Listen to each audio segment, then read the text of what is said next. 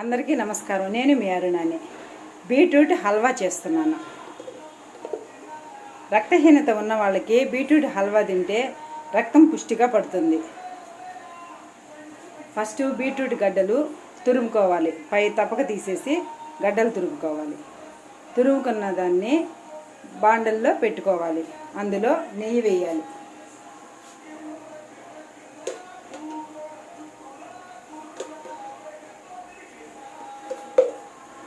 నెయ్యి వేసిన బీట్రూట్ని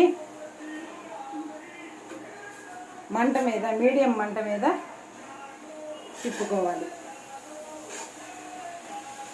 1 కేజీ బీట్రూట్కి 50 గ్రాముల నెయ్యి వేసుకోవచ్చు, 100 గ్రాములు కూడా వేసుకోవచ్చు.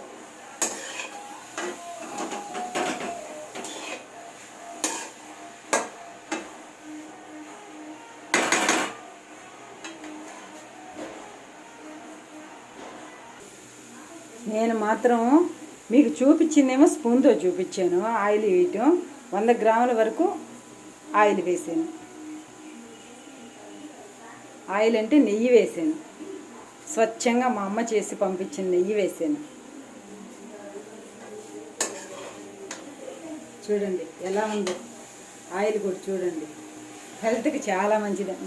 మా వారికి చాలా ఇష్టం బీట్రూట్ హల్వా అంటే.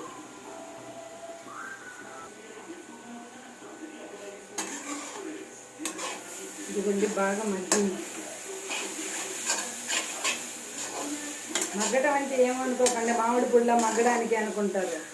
బీట్రూట్ అంటే బాగా వేగింది.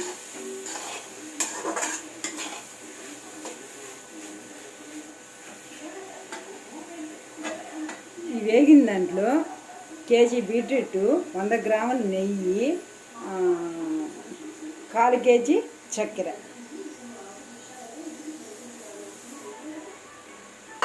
మరి స్వీట్ ఎక్కువగా తినకూడదని మీడియంగా పెడుతున్నాను.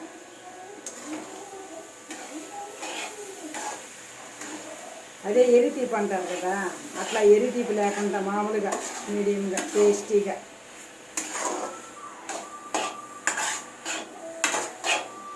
జీడిపప్పు, బాదం పప్పు, పిస్తా పప్పు, ఎండు ద్రాక్ష అన్నీ నెయ్యిలో వేయించి చల్లుకోవచ్చు.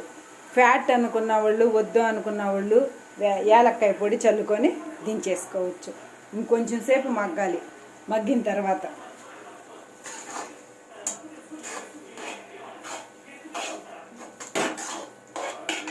కొంచెం దగ్గర పడుతుంది. ఇప్పుడు చక్కెర పోయంగానే కొంచెం నీరుగా వస్తుంది. ఆ నీరంతా దగ్గర చేరి చిక్కగా అయ్యి జీరాలాగా వస్తుంది.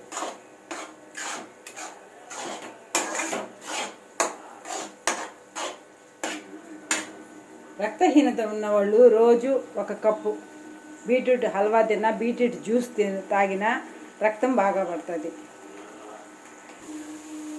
చూడండి ఎలా దగ్గర పడుతుందో.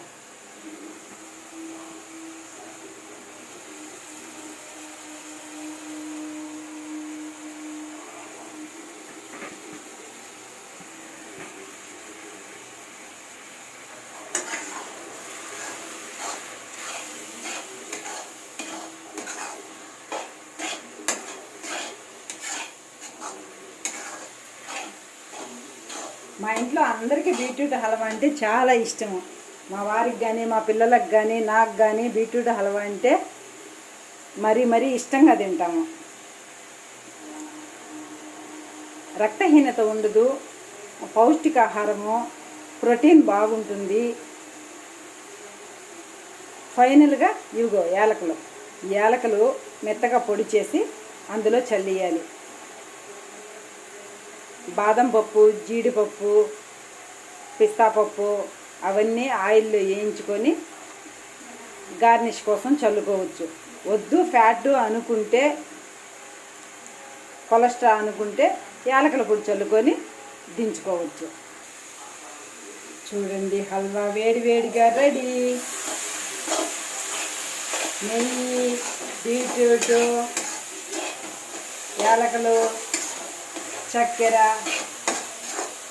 Beetroot ready. ఫైనల్గా దగ్గర పడిపోయింది.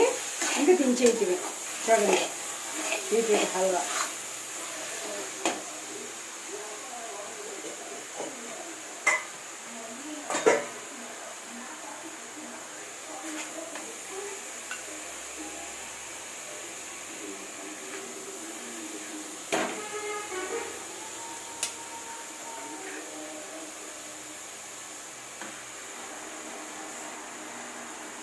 వేడి వేడి బీట్రూట్ హల్వా రెడీ.